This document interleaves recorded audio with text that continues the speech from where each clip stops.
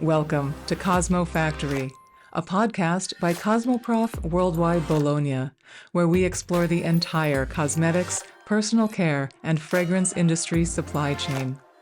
I'm your host, Deanna Utrusky, and here at CosmoFactory, we look beyond the trends to discover the ideas, initiatives, and innovations that are truly advancing beauty. Let's get started. This episode is about bar soap manufacturing. It's about category insights and the beauty trends life cycle. It's about globalization, exporting, and a market-seeking strategy. It's also about off-price retail and the treasure-hunting consumer. With me now in the CosmoFactory podcast booth at Cosmopac in Bologna, Italy, is Ian Moore, General Manager at the Soap Factory. Ian, welcome to CosmoFactory. Thank you, Deanna. It's a pleasure to be here. Yeah, I'm so glad you're here with me. And I have to admit, the Soap Factory is a delightfully self-explanatory name for a manufacturing company. But if you don't mind, please present the business to us. Where in the world is the Soap Factory? If you can give us a sense of the scale and scope of production, maybe typical customer partner profile, those sorts of things. Okay. We're based in Auckland, New Zealand. We're a pure contract manufacturer, which means we don't have our own brands. So we make whatever the customer needs. We'll make anything from 50 kilos up to whatever they'd like. Our main customers are currently 50% goes to the USA and to off-price retail. The weakness of the New Zealand dollar helps that. And the rest of the business is split amongst FMCG, tourism, boutique, gifting, and things like that. From a scale perspective, we probably process 700 tonnes of soap a year into various markets. We do try and be as efficient as possible, but a lot of our product is hand-packed with a lot of labour and love, so we sometimes struggle to compete with the big guys. We're only a small team, 32 staff, but we do punch above our weight. Excellent. No, I like these details, and I'm trying to visualize tons of soap. How many containers is that? Like in a shipping container or something that I can kind of imagine. Yeah, you get, when we're importing the soap, you get 20 tonnes in a container. So what's that, 600? So you're talking 300 containers. That's fantastic. A year.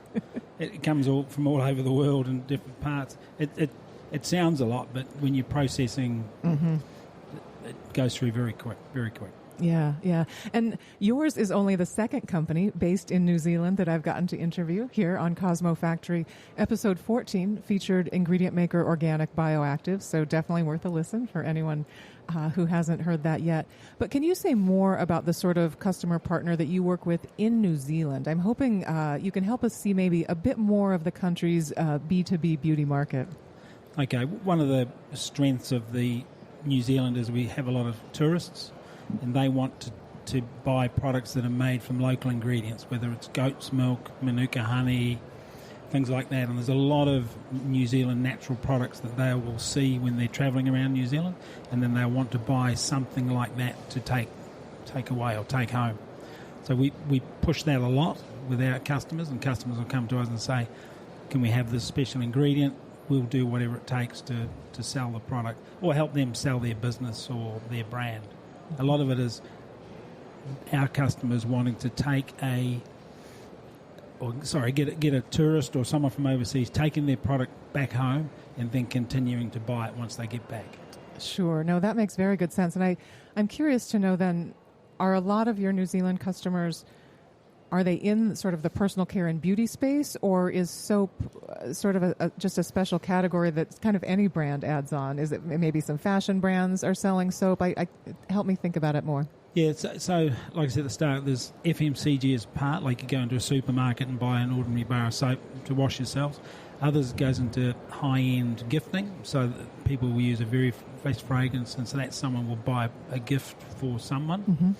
And then we do have fragrance companies who want to have a soap made out of their fragrance. Sure. We've got other brands that will want a bar soap just to complement their liquid range. Okay. So a lot of it is whatever the customer needs, we'll do what's required. Right. That's so, because bar soap is such a niche. If you want it in your product portfolio, you need to go to a soap manufacturer. Correct. And it's people say it's dying, but when you come to Europe, it's definitely not. The biggest problem is when times get tough like they are now, people revert to the very, very cheap surfactant, 80% water products, which are, to the eye, look cheaper, but in the end they don't last as long and they're not as good. But that's just part of marketing. Sure. And you've already mentioned that the States is your biggest market. I want to talk about this global customer a little bit more. How did you choose the U.S. or other markets that you've gone into? The US was always a small part of our portfolio, but after COVID, our business in New Zealand died off, and we were at that point selling a lot back into China, funnily enough. Mm-hmm. And then obviously that died, and we pushed our American customers, and we got a lot of traction. And like I said at the start, the weakness of the New Zealand dollar helps us manage to get product on shelf in the US competing with the US local manufacturers. Yes. And I'd love to hear more about then how you're ensuring that you help brands deliver values for the customer, I guess in the States in particular. What makes soap sell in the US? Well, where we come in, and we're, again, a small, nimble manufacturer, we do products that the big guys in the US probably won't do. Mm. So we've got customers, the likes of Burlington Coat Factory, Ross, TJ Maxx, who will come to us and say, we can buy all this stuff out of Europe, we can buy all this stuff out of the US, but what we want is something a little bit different on shelves for their customers to say, hey, this is Manuka honey or goat's milk soap all the way from New Zealand, but it's the same price as the local products. Mm-hmm. Mm-hmm. Just gives those companies a little bit of variety on shelf. Mm-hmm. Okay, thank you for that. And I want to go ahead and visualize the shelf here a little bit more if we can. You've mentioned the off-price retail channel, some of the retailers that you're working with. And there's a different sort of discovery. We talk a lot about brand discovery, beauty product discovery in the industry, but there's a particular sort of discovery that takes place in these stores. I think for consumers, it's maybe about finding hidden items, right? A part of that sort of search and reward type of shopping. And I think it relies a bit, from my understanding, and retail isn't my specialty, but it relies a bit on what we think of as inventory variety, right? An off-price retailer will stock seasonal items, some overstock items, but other products, and it sounds like this is where your company fits in, that have been produced just for that channel. Is that what you're doing? And can you talk more about the space? Yeah, so what they all call it, they call it a treasure hunt. So okay. Their idea is you go into that store, you'll find it, but you'll only see one or two on shelf. So you go, it's not something you can go back and get next week, you need to buy it there and then. So what tends to happen is they're big stores, or they've got, TJ Maxx has got, 4,000 stores or something. So they'll only put two of your products on the shelf. So if someone sees it, they'll grab it. And so the idea that we provide them is that there's a variety compared to what there's not. Like, you go into one of those guys, they'll still sell the Dove soap and things like that people potentially recognise, but they'll see this little brand from New Zealand, they'll go, oh, that's a bit different, but it's the same price, I'll give it a go. Never seen it before. They may never see it again because we'll change the packaging for them. But all the off-price stores in the US can't get enough reject products or markdown products from the big guys. There's not enough around. So what they do is they get people to manufacture it for them as if they've had it. They'll put a price sticker on it that says bought elsewhere for $9.99, you buy it here for $4.99. The reality is it's not sold anywhere else. Mm-hmm, mm-hmm. It would be a suggested retail price if it were right on another shelf, but it's not. No, and they all play that game. Yeah, it's so interesting. And what you've described there in terms of sort of scarcity on the shelf certainly helps drive purchasing. I'm wondering if there are other secrets to reaching a consumer who maybe isn't guided by brand loyalty, but can I say brand indifference? Or is it really this you called it treasure hunting? No, treasure hunting, but what I suppose one of our niches is that what we will do is we will give them a bargain. I suppose they will get more soap for their dollar in a different packaging format, and that's where we come in with the New Zealand dollar being a bit weaker. Can you talk a little bit about what's popular in soap? What is the customer looking for on the shelf? Is it a certain sort of packaging that's compelling? Is it, you mentioned the size of the bar just now? What sort of details, are helpful? It's what they don't get from somewhere else. Like I mentioned Dove, or there's a heap of different brands in the US which will all be very much the same, whereas most of ours is just calling out different ingredients: manuka honey, goat's milk, a bit of almond oil, shea butter, things like that are. And what we tend to do is we'll find things that people haven't put together before, and you chase the beauty industry. What's the hyaluronic acids and kojic acid, things like that, and you put it in a soap, and they'll go, "Oh, I've seen that in a cosmetic. I'll give it a go." And we had a conversation several weeks ago, and what you've just said reminds me of something that you shared with me then, and I don't think you said it this way, but you basically told me that soap is rarely the category that leads a beauty trend. So you mentioned like hyaluronic acid or these sorts of really buzzworthy and compelling ingredients. Can you talk about any trends that maybe you're watching, or what's going to be popular in soap in the future? We're definitely followers, not leaders, when it comes to that. And you follow the trends. I think what's the fragrance of the year this year is guava or something. So we know that in 6 months' time, a customer will do it. Like now, tallow is popular everywhere. So people are coming to us, "Can you put tallow on a soap?" We go, "Yep, we can do that." But we don't. What it does is that the rest of the beauty industry or the cosmetics industry started. It grows, and then they'll come to us and say, "Well, we would like that soap as well." So we're definitely followers, not leaders, when it comes to that. Yeah, it feels like a comfortable pace of change, maybe a little less anxiety. Well, we don't take the risk. Yes. I have to admit, one of the things I love about my work in the cosmetics industry are the factory and facility visits. I'm endlessly enchanted by machinery, processes, really seeing how things are made. It's super fun, particularly for me this year here at CosmoPack. The CosmoFactory podcast booth is among the machinery exhibitors, so it's really wonderful for me to see this technology. But let's assume some of our listeners share my curiosity. Can you talk about some of the practical details about how soap is made? I'm curious about, formulations. I'm imagining you pour some of this soap into molds and some of it you're slicing up. I asked about packaging earlier, but what would we see in your facility? Because we are starting off with an already saponified soap noodle, literally some people describe it as like baking a cake. You just take all the ingredients, you blend it together, and you put it through a machine. And others will call it like a glorified Play-Doh factory. So you're putting all these things in one end, and then you extrude it into whatever shape, colour you like, and then you make a choice whether you sell it as a block or you then take that block and press it into a mould.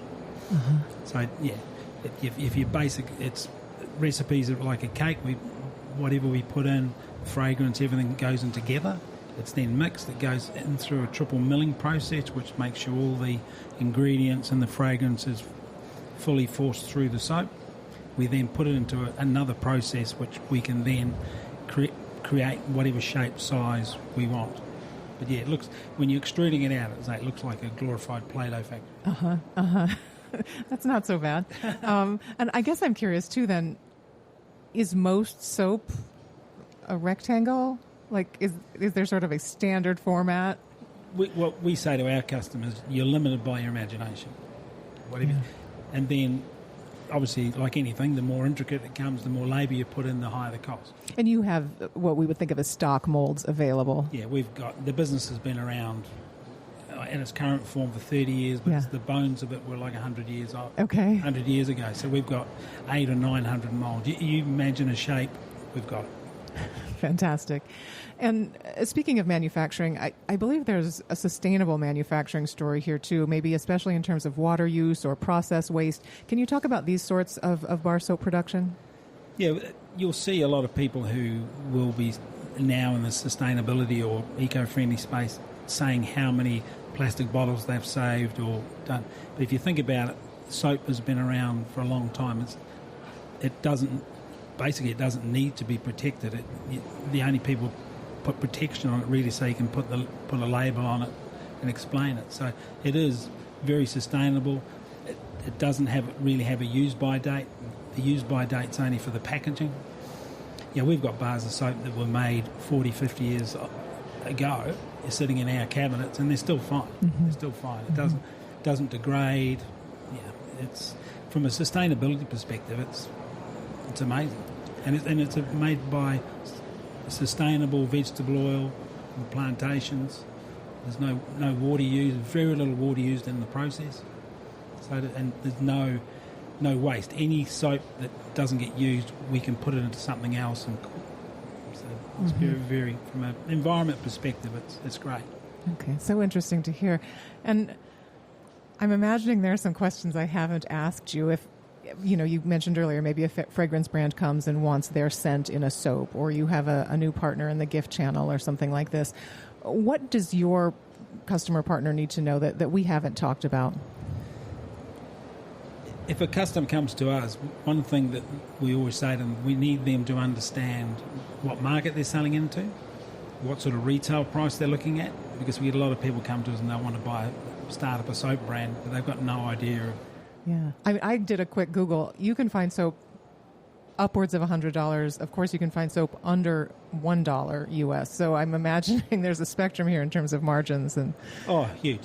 The biggest thing, the biggest variability of cost is the fragrance. You can pay $50 a kilo for fragrance, or you can pay $5,000 a kilo. But the rest of it is marketing spin, and convincing people that they need to have this beautiful looking soap on their shelf. Yeah. And that's a project that I think so many brands are involved with, having something, like you said, on the shelf as a retailer, but also I'm imagining bar soap is something that's very visible when an end consumer has it. We talk a lot about, packaging that's worth displaying. And, I imagine the soap has that sort of aesthetic appeal. Yes, we've got some customers who we know that a lot of the packaging sometimes is worth more than the soap. And we've got people having these beautiful display boxes that we know full well it'll just be on the shelf, or they'll put a wrapped soap on the bathroom shelf so people see this beautiful wrapped soap, or we even make soap that goes in people's drawers to make sure that their clothes smell nice. Fantastic. I feel like we've covered so much about this product format, and it makes me think that even with the rise of solid and stick products in every beauty and personal care category today, bar soap really is in a class of its own. Ian, I think we could chat about soap for hours. Maybe it's just me. But let's finish here. I thank you tremendously for sharing your time and your specialty with us. Thank you for being my guest and joining me today here in the CosmoFactory recording booth. Thanks, Deanna. It's been a pleasure. Thank you so much for listening. If you find the CosmoFactory podcast useful, please take a moment to leave us a 5-star review and share your thoughts so even more cosmetic industry professionals can discover the CosmoFactory. I'm Deanna Utrusky. Please join me again next Tuesday for a new episode of the CosmoFactory podcast.